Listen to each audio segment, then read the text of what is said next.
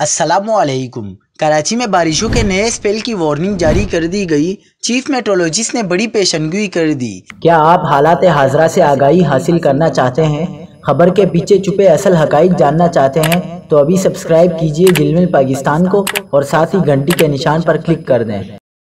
आपको बताते चलें कि कराची समेत सिंध के चंद मकामात पर 3 से 4 सितंबर के दौरान तेज़ हवाओं और गरज चमक के साथ बारिश का इम्कान है।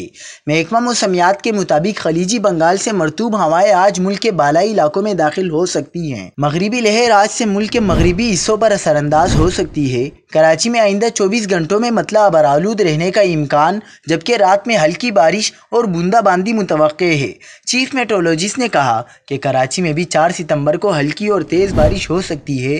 3 से 4 सितंबर को थरपारकर से हैदराबाद ठट्ठा तक बारिश हो सकती है, जबकि 7 सितंबर के बाद गर्मी की शिद्दत में इजाफा हो सकता है। उन्होंने कहा कि 6 सितंबर के बाद मानसून बारिशों में ब्रेक आ सकता है। 15 सितंबर से मानसून हवाएं मुल्क से वापस जाने लगती हैं, जिसके बाद कराची समेत सिंध में मौसम गर्म रहने का इम्कान है।